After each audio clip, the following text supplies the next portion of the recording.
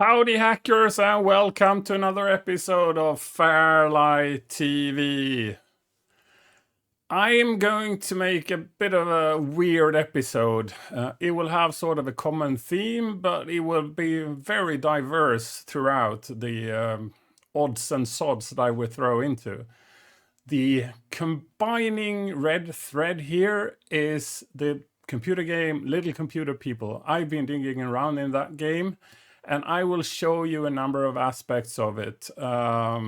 Storage format, the compression of the sprites, the serial number, and a bit of a coding trick I think I will throw in there as well, because I need to do a bit of coding in order to make a version of it. So and there is a bit of a trick that I would like to show you on how I make the menu.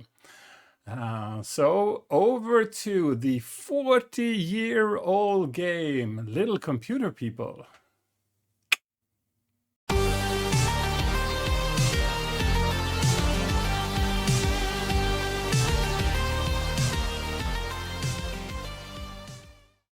All right, so what do we have here? Little Computer People. That was a party back in Sweden a number of years ago, but it's also the name of a computer game.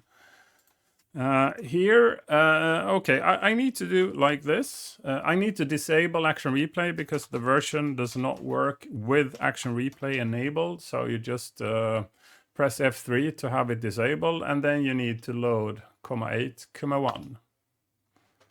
And I will do warp mode to speed this up, because we are now impatient and old.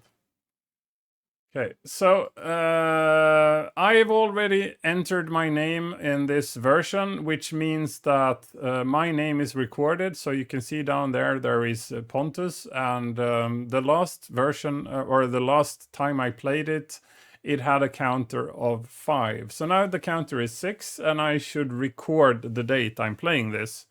And I'm always playing this, because it's sort of the fastest way to get past this screen. And then I will do PM.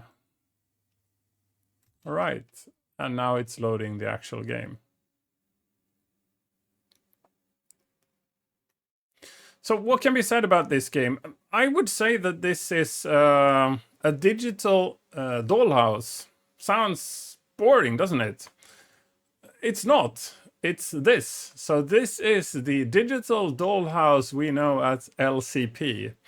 I'm sure gender stereotype sort of mandates that girls play with dollhouse and guys cannot do it, but this is seemingly a dollhouse that also guys can play, because it's digital. Yeah, a little bit boring. Let's skip that, because that's sort of a separate discussion. But what you see here, and it's running really fast. I'm going to slow it down for you, so it's running normal. Our little computer people, the person that lives inside the dollhouse, I need to silence him a bit. All right, so he's he's playing a lot. Right, so he can do all sorts of things, and you can interact with him.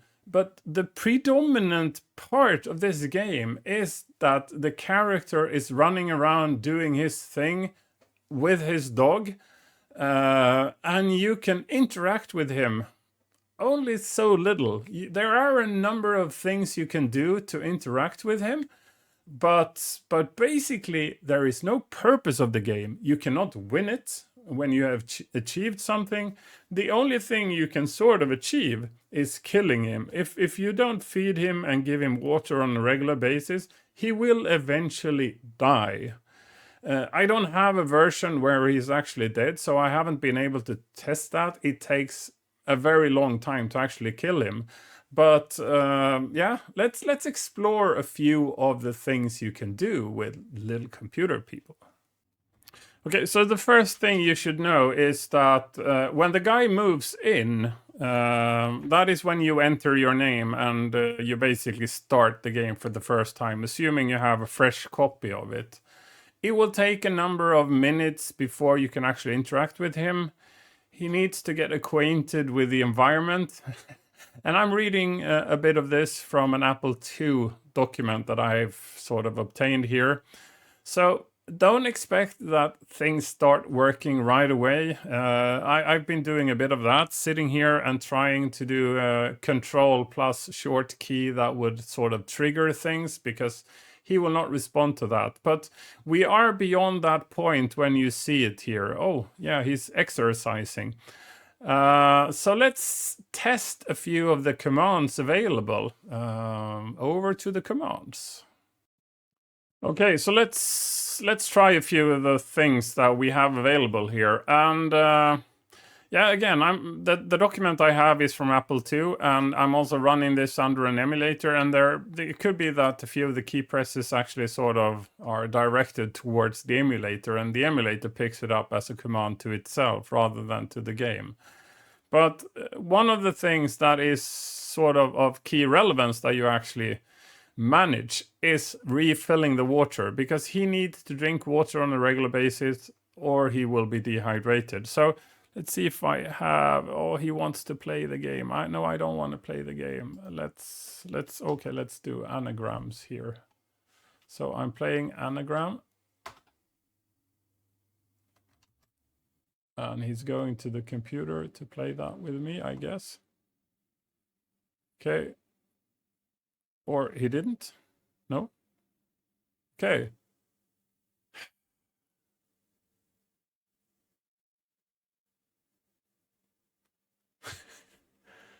Oh, this will be embarrassing if I don't know this one.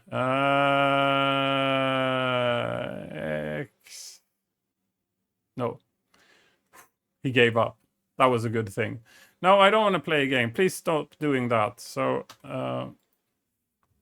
let's do the thing that I wanted to show you here. It's refilling the water tank.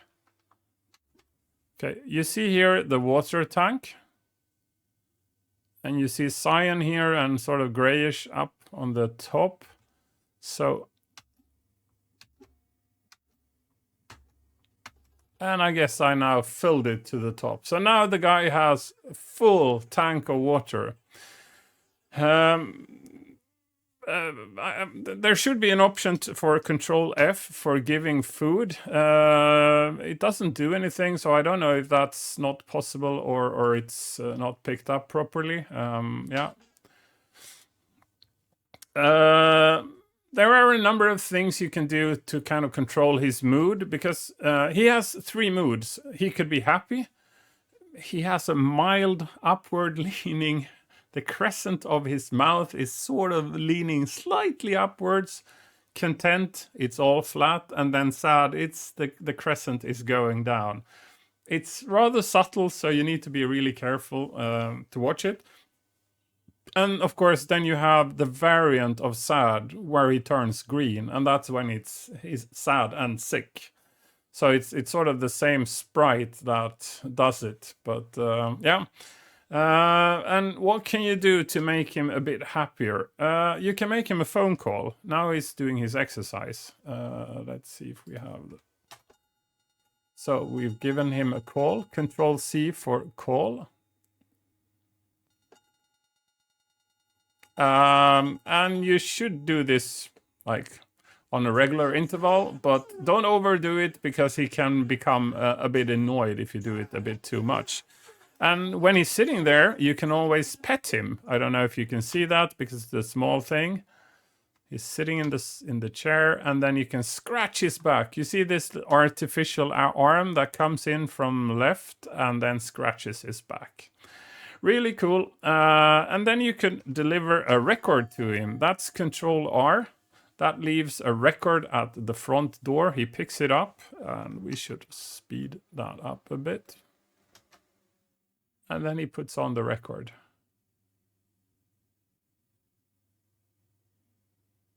I don't know if there is a problem with the game or what that is, but here you would anticipate that the record would be playing, because he was sort of tapping his feet. But no, he didn't do that. And you can also do Control B. That's another. You hear the doorbell here, and it's a delivery of a book. You have already seen the playing of the games, I hope, but yeah, you can always try to enforce that by asking him to play games. Right, let's see what else we have in the manual here.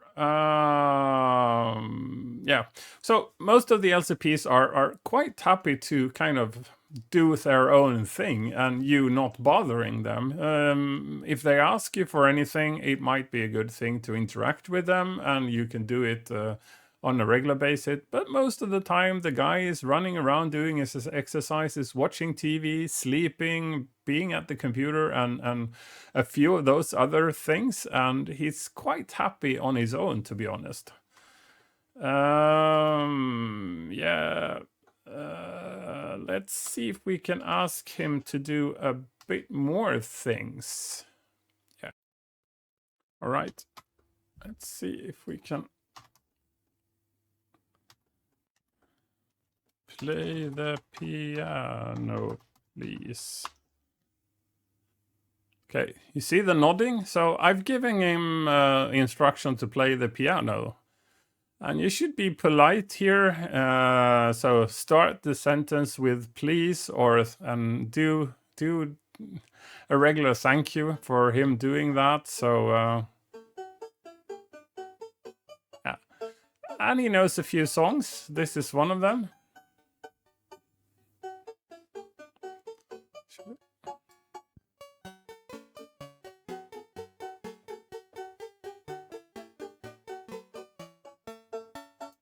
Okay.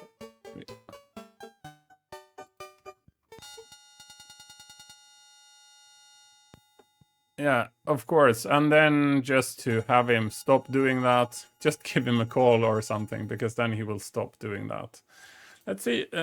Please light a fire is seemingly also a thing you can ask him.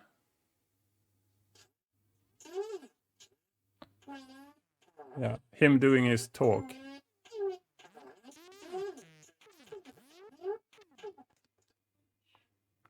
Let's see. Oh yeah, there. I think there he picked up my command. Let's see if he's going to do the fire now. Did he pick up stuff for making the fire? Yes, some brown thing. And there we have a fire. So we successfully asked him to make a fire. Should we try, please write me a letter? No? Please write me a letter. That's also one of the things I am aware he's able to do. Okay. I think he was about to take a shower and yeah, don't worry, there is no nudity.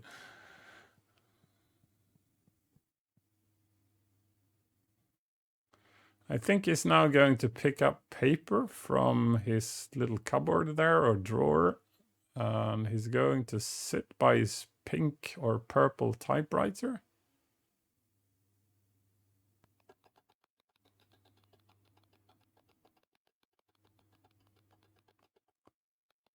So you recognize the year. I did January 1st, 1901, and that's where he's starting as well. And I did 101, and there is sort of a real lifetime that passed in his world. I'm a good typist. He's better at the piano than at the typewriter. Sincerely, Ian. That is the name of my little computer, people. The guy that lives inside my computer. I think you got most of the hang of what the game can do. You interact with him, but only so slightly. And there are a few games, but it's only for entertainment. If you manage to guess the word right or not, doesn't really matter. He will not think less of you, and vice versa. And he's doing his chores. Dishwashing, that's also something he needs to do because he's eventually going to dirt things down. And you might notice a little detail here. You see the clock here. I believe that that one is set to the proper time according to sort of the in-game time. I think that one is updating on a regular basis. So yeah, that's everything you're going to see of the actual game. And now we're moving over to other parts like the sprite and the serial number and a few of those things. So over to that. Okay, most of the data sits directly on the disk as files. So what you see now in front of you is the directory, and most of that is the actual directory containing the files that contains the relevant data for the game. Two things are stored directly to the disk, so not via files, the files structure, but directly to the disk. And if we use Dear Master, we can look here. So on track 17, sector 17, is it? Let's see. Yes. So here we have a serial number. The serial number is this piece here. And the 0 1s, they are just padding. They never read that. So the actual read of the key is only this. So Perifractic of Retro Recipe has done a piece where he talks a lot about the serial number and the basically infinite permutations that the serial number can have. That's not really true. So because they can only be 0 to 9. So, I mean, even then, so you have 999 possible versions if we just have these as significant numbers, because only the first 3 can actually change.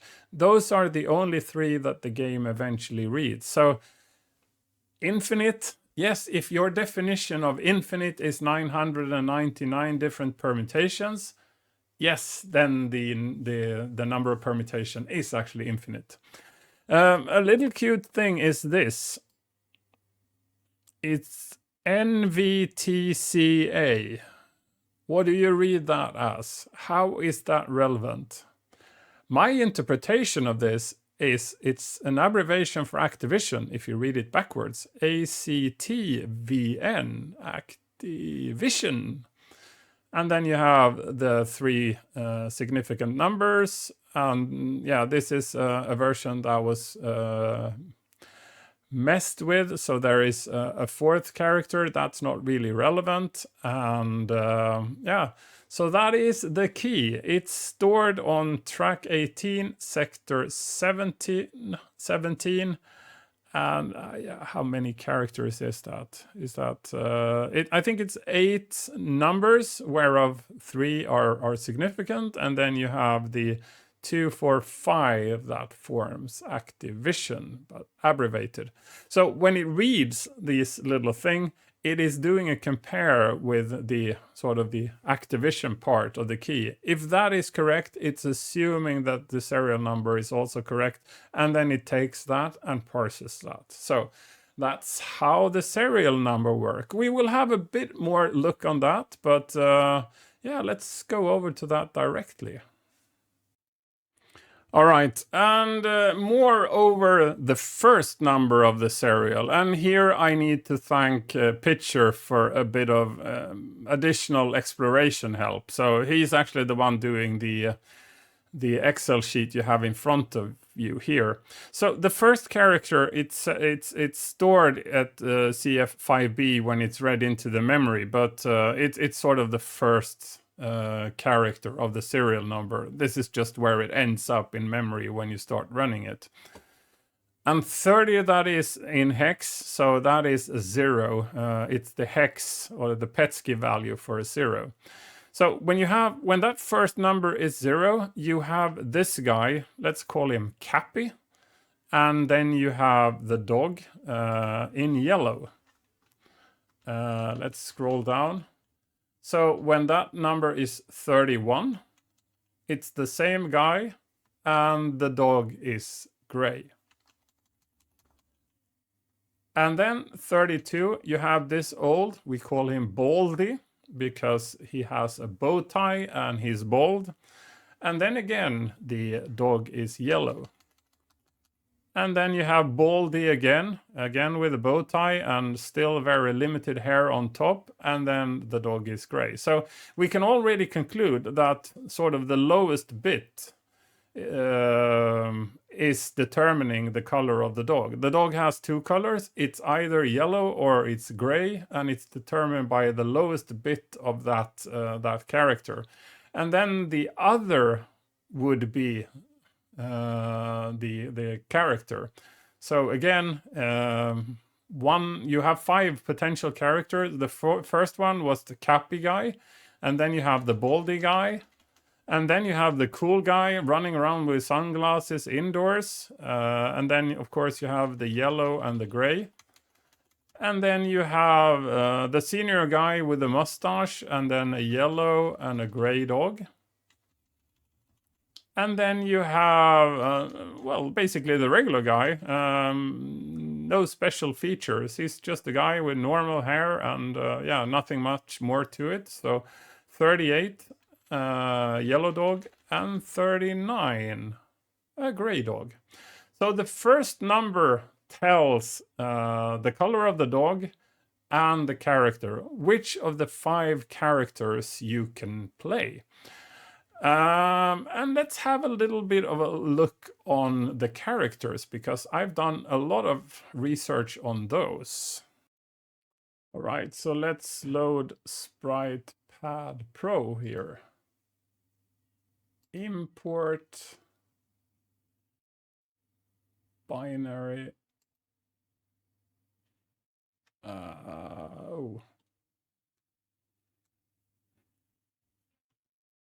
Yeah, so you have a number of files on the disk. They are called HM1 ABC, HM2 ABC, 3 ABC, 4 ABC, and 5 ABC. So the 1 to 5 is the character, and the ABC, they are the mood of the guy. So 1 would be Cappy, and 2 was the bald guy, the baldy guy. Let's take the baldy guy. So I'm importing this, and I need to do that, and I need to set multicolor. So here you have the baldy guy. He's seemingly happy. If you see this one, you can be really sure that he is happy. So this is his happy face. And these are the head rotations. So you have the actual body being the same for all the characters. It doesn't change. That sits inside the game. And then depending on the mood of the game and the character selected, it selects one of the H files. I presume or assume it's H for head. That would make sense. And I'm not going to change the colors because you're sort of seeing what I'm seeing here anyways. So this is that. Let's see if we can import image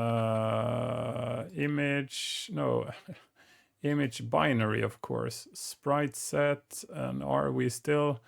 So this would be the sad version. No, so yeah. So 2 would be the baldy guy, and C would be the sad instance of him. And we're setting this to multicolor. Yeah, so sad face. He's sort of happy there as well. I'm not really sure, but if you look here, that's sort of a downward crescent of the mouth, and here he's really sad. Yeah. I guess a few of those would be animation where he's talking and whatnot, but it's quite clear here that this is sort of his sad face. So those are the files. Let's see, binary import, so you can see them again. Thing is, these heads are compressed. So again, with the good help of Picture here, we found the place where it reads the head, and they decompress them in the memory. And I've actually done a tool together with my daughter, computer scientist. So I did the depacker, but when I should do the repacker, so packing back to the original format, I didn't really managed to do it properly. So I had a bit of help, and we had a number of really nice father and daughter coding sessions making the tool. So I do know how to have a tool for packing and depacking the heads for little computer people. Should we take a little look at that, possibly?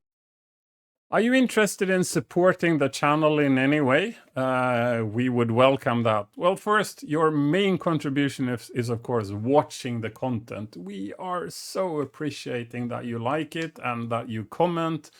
But please consider also subscribing and sharing with others, because as a small channel, the most difficult thing is to reach out to others who could be interested, because we can only reach the people we are reaching, and you being interested would know about other people who are interested. So just ensure that you share with them and they are not missing it.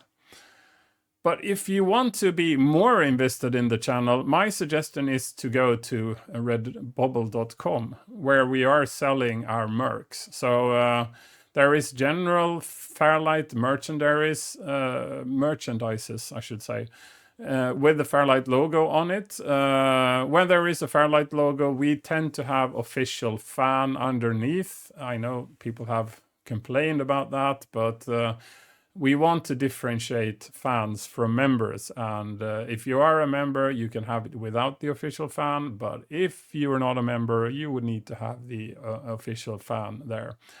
Or you would buy the FairLight TV t-shirts, because that is something you don't need, an official fan. You would be inherently an official fan if you wear it.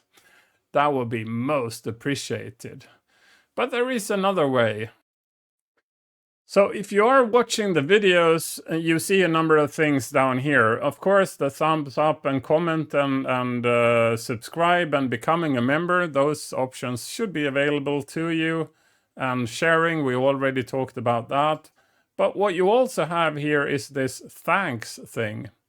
If you press that one, you have the opportunity of paying a little fee for us so that we can cover the cost of producing this. There is a lot that goes into equipment for this, so I guess I'm around 2,000 euros negative for doing this for you. If you would like me to recoup a bit of that, I would strongly appreciate if you would do something like this. And we have received 2 or 3 of these already, so thank you guys, you know who you are. All the best, and now more of the actual content. Okay, so showing a command might be sort of the most boring thing you can do, but I have here the command lcpack, and then I've done a little bat file that sort of pre-populates the parameters you're throwing to the program, and then you have upet3, which is one of the files that contains a number of the heads. So if I just do run, and then you can see that it depacked stuff. So what I've done here is I'm issuing the command lcpack.exe. This is what the bat file is doing. And then I'm sending the parameter upet3, which is sort of the file that contains the head. And then I do -b and -v. -b means, yeah, I don't remember that. Let's see if we can check that. And V is verbosis, so it's giving all the data that it's sort of depacking. Me and my daughter, she picked the handle Calypso because we went through all of the god Bacchus's daughter, and they were all really horrible. They ate their children and stuff like that, and she didn't want to have that name. So she's now Calypso. So what it's doing here, it's copying row. So a number of rows, I think it's copying that, and then it's depacking that. Let's see if we can have first lcp pack dot question mark. That's normally what I do. So mode pack, mode depack, and I guess depack is the default here. So if I don't give that, it's giving it's doing depacking. And so binary, there is the option of giving it a PRG.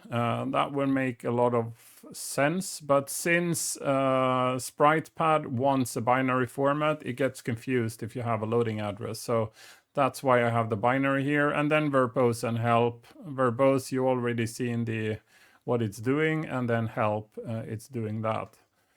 It's giving this. So but basically what the packer is doing is you have oops, sorry, we should be here.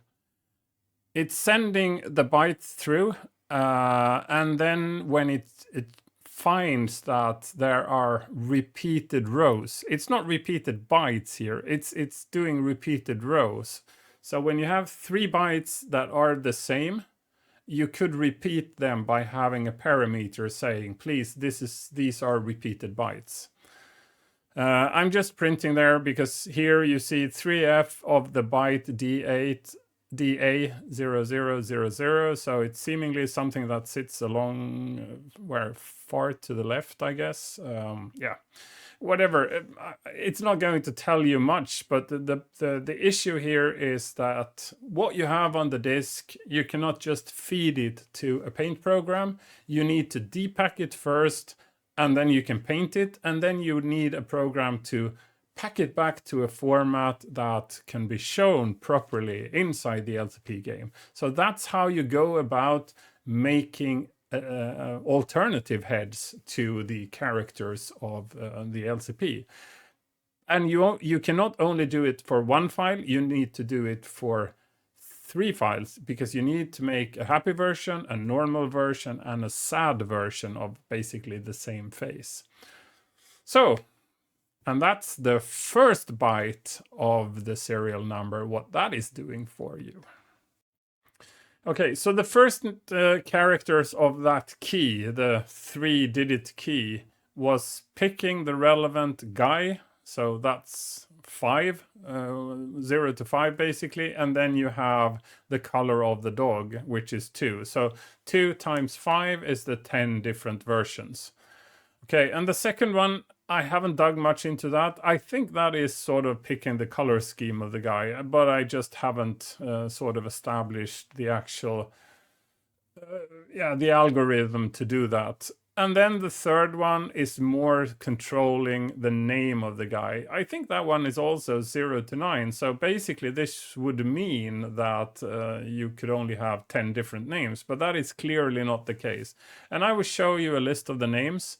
So the file here is Nami. And that one contains, I think it's 256 names. We should do like this. And again, I try to import this into Excel and give you a list of the names, and then use Excel's built-in features to show the names that appear more than once. But yeah, I failed to do that, and I didn't want to take more time. So let's just do it like this. Here you go. That's where you have all the name. Andrews, Adams. Let's see if we can find a few of the repeated names here. Taylor here. Taylor is there, but Tyler is also. Oh, you know, Tyler with an A and then Tyler without the A. There should be repeated names in here. That's Patrick. And underneath here we have Patrick. So that's clearly a duplicate. My guy's name was Ian, and his name is here. Okay, so here we go. So, I mean, if you have a blank disk, we can just take this and we can make an editor. So we can basically enter new names. If you would like to have female names, for instance, you could make a file such as this one and then replace the nnami file with your female versions of names. There you go. So these are the names. I don't know if you want to see them. I can scroll a bit slower so you have the opportunity of seeing them. Gaylord is a name here. That's possibly a bit surprising. Let's scroll down. Ned, Norbert, Peter. Peter. Here you have Peter, but you also have Peter here. So that's also one of the duplicate names. Tanner with 2 R. Is that the proper way to spell Tanner? It's not a very common name as I know it, but I would surely spell it with just 1 R. Well, there you go. That's how the 9 digits of the key work, and also how it controls the characters, and also how it sort of controls names. I haven't described that because the algorithm is really hairy, and let's not go there. That's all we had for this. Let's go over to a bit of coding. Okay, so a bit of a coding effort here. So one of the things I would like to do with this game is to remove the fact that it stores data directly on the disk. So I would like to have the key as a file, and I would also like to have the status as a file. And possibly I would like to have multiple files so that you could have like multiple characters stored on the same disk. Possibly I will join them into one file because I think it's more convenient to have the key as part of the file and then the status as the rest. I haven't explored that fully yet. I don't know which one is easier and which one is better. If I don't have them as one file, I would always run into the problem that you could have one of the files but not the others, and then you have a number of fringe cases that you need to validate, and I'm not really keen to have multiple cases to validate. And this is very early in the process, but I'm still showing you here. So I'm running this here.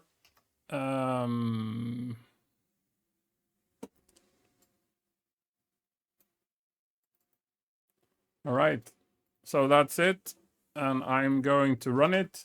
And when I'm developing it, I'm going to place it like a basic start in the final version. If this ends up as part of the main distributable files, then I of course need to have it somewhere else in memory. But for now, this is what it is.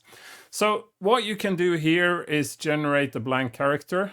So you enter a number, and as we already established in the previous parts, there are 3 significant numbers. So I will call him 365, and this is generating just the key because so if I'm doing this, I'm writing this as a file, and then you don't have the rest of the profile. Then the start of the game will take that serial number and process it, pick the character, and also pick the name. But I don't want to fuss with my program doing all of that as well. So I am just letting the serial number sit in the file where it's going to be stored in my version, and then the game would need to pick the name as per its normal process. Then I have the option of clearing that. It's not very nice that it stores zeros there, but well, whatever. And then I have the other thing here. I just need to have Vice attaching to one of the original disks. So bear with me for a second. Little Computer People, original, and then I pick one of the games. So now my disk drive has one of the originals, and it reads And you can see the serial number is 001 and the guy's name is Ian because it's picking both of those. And so just so you know it, 001, that's portion picked from the key. And then the name is picked from the profile that the game generated after running it a number of times. So if this was an absolute virgin copy with nothing changed in it, you would have the serial number being proper and you would have no name, as my generate blank character would indicate. It's basically the same thing. I haven't implemented the write original character, and I'm not really sure I'm going to do that because I don't want to sort of write to original disks. I would let well, if I release this as a special tool, that might be a relevant place to have that. But if this is sort of an in-game function where you can generate this, I'm not really sure it fits to have writing of original characters to the key. And then read characters from file and write characters from file. Those are also options that will be there when I have implemented them. Currently, they're just doing this and this. And there is also a plan to make a cartridge version together with Mike from T-Rex. So I'm sure there will be an F7 and F8, which means read from cartridge and write to cartridge. But yeah, I haven't implemented those as well. And they are actually, I think they are textually already there. I just mask them out. That's the character editor in its very, very early form. Yes. Okay, I'm going to conclude this segment with a bit of a coding tip for you. It's very different from the rest of the show so far, but bear with me if you're not into 6502 assembler. You might want to pick up any details anyways, but or if you're interested in coding, this might be an interesting thing for you. So my idea would be that you would have an early menu where you could choose between starting the game and enter the character editor. So the character editor can run and have access to basically all of the memory. So there is no problem having sort of kernel mapped in, and you can have the interrupt running. So that one is servicing the keyboard, and as per kernel, storing the data in a keyboard buffer and using zero page addresses for keeping track of how many bytes are in the keyboard buffer and whatever it needs to do. So this is before the game is sort of occupying any part of the memory. So we are fine using sort of standard kernel here. If you're running standard kernel, using FFE4 is a very handy way for picking something from the keyboard buffer. So what you normally do here is you do a GASR to FFE4, and then you have a branch on equal to a key loop. So it's looping like that. And branch on equal here means that there is nothing in the keyboard buffer, so there is nothing to react on. So try again and try again and trying it. So it's basically a loop that sits there forever until you have a key press. Normally then you would have a compare with this, and then a compare with this. And then you have, so a compare and then branch if equal, and then compare and branch with equal. And if you only have like a 3 or 4 different compares, that might still be the best way to implement it. But if you have more, if you have like 5 or 10 different characters, it gets really spaghetti codey. So that's where there are multiple ways to handle that in a cleaner version. I'm not sure if you would agree this is a cleaner version, because this is self-modifying code you will encounter here. But anyways, so what I'm doing here is I'm setting X to 0, and then I'm doing a compare with a set of keys. So here I have the keys that I would like the program to trigger on. And then I would compare if it's the same as the one that the user pressed. If it is, then jump to do key. So process the key that we actually found. All right, and when doing so, X points to the character that it found. If not, increase X and then compare if we are at the end of the segment that includes all the characters I would like my program to trigger. And if we didn't find anything, then go back to the key loop, because obviously we didn't encounter any of the characters that we were interested in.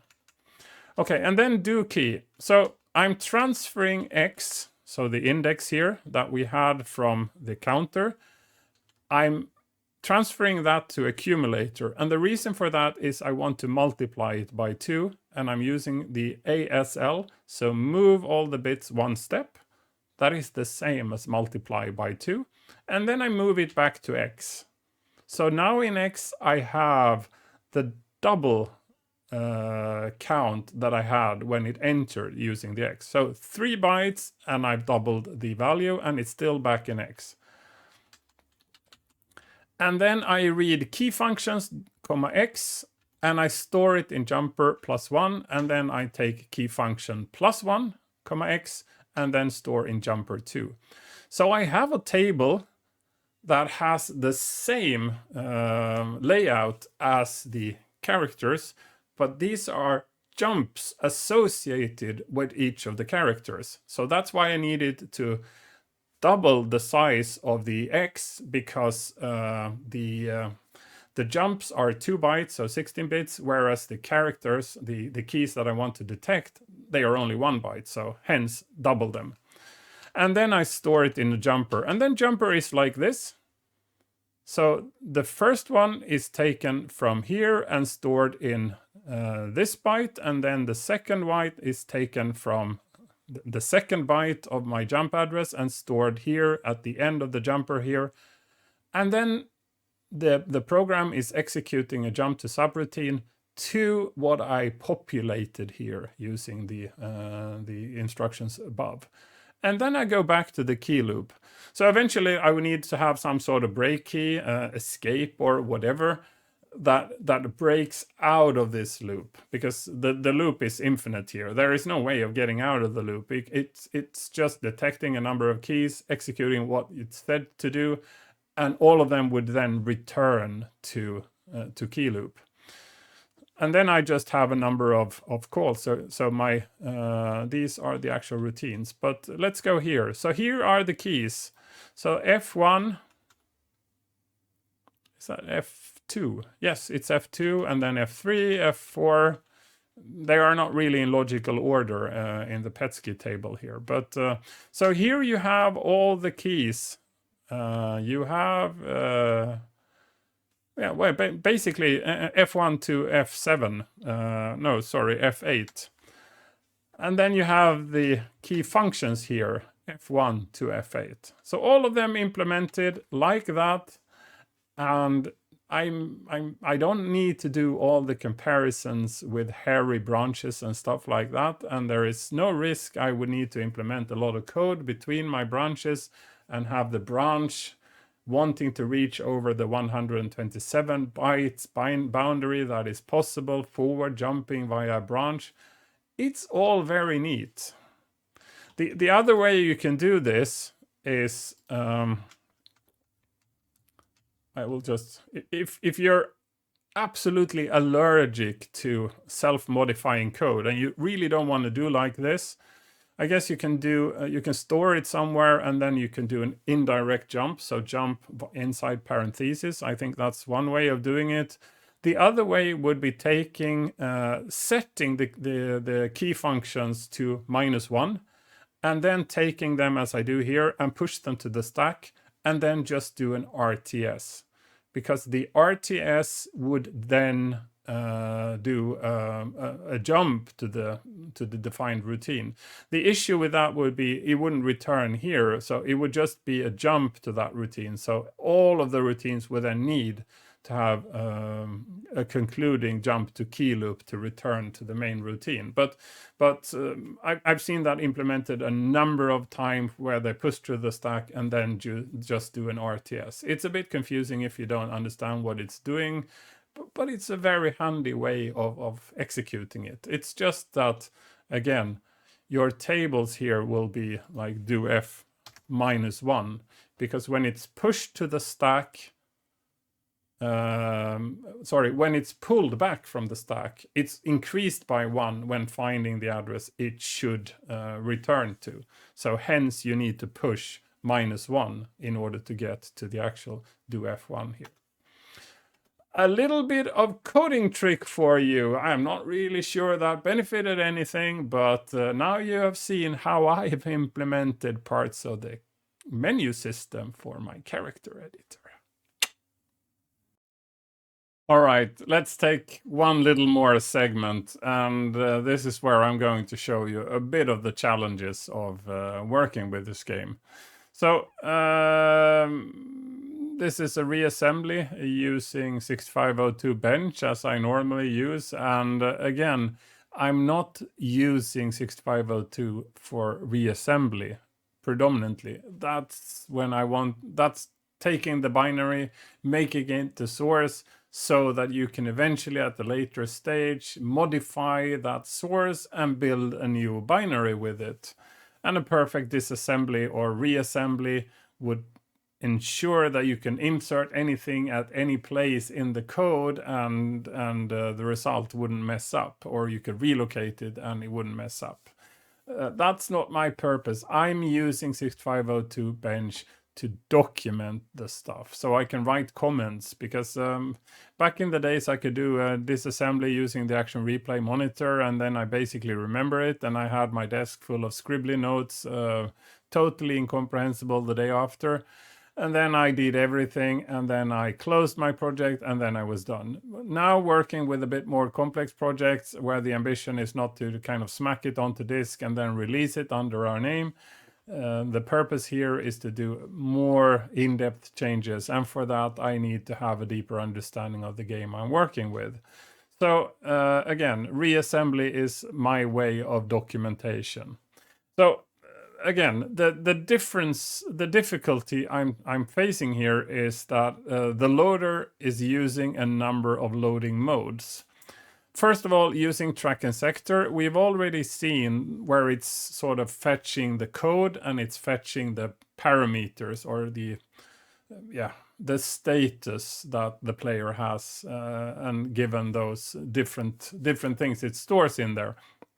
That is using direct track and sector access, and that is using parameter 01 for track sector. And then you have this one, 6, which is the normal file load. So again, it has 2 parameters. For track and sector, those are used. For track and sector, for file, only one of them is used, and that is the byte. That is the first byte of the file name. So, for instance, when it's loading the game, it's loading X, Y, and Z. Whatever the name is after that, I don't think that's relevant. It could be anything, because it's only using that first byte as something it loads from. But game, head, and piano and record, they are different. So let's have a look here. Right. So here, if you have piano, it's 1, 2, 3, 4, 5, 6, 7. So seemingly the guy can play 7 different tunes. So the parameter here, the piano and record, that one should be able to scan all the options in piano and then pick the piano based on that. It looks to me like piano and record are sort of the same. So, but again, I haven't done that fully. And then head, you would have this issue here, and there you have H being the preceding character, and then as already elaborated over, 1 would be head number 1, or category of character number 1, the cappy guy. And then you have the A, B, and C here. They would be the happy, normal, and sad variation or permutation of those. So here you have all of those. and that could be computed. That's rather simple to compute that. But the issue here would be for stuff like piano. I'm going to highlight those for you here. I need to know which of those 7 songs it should load. And yeah, and I need to populate the parameter. And I would like not to change the name format. The easy thing here would be to have piano like 1 to 7, and so having them renamed. I might eventually get around to do that in the end. An even more difficult thing would be this one. So the record, that is B, C, D, E, F. There is no A. So how should I randomize between the options? First of all, it would be very convenient if they all started from like A or 0, but they don't. Record does not. So I need to find a way to do that.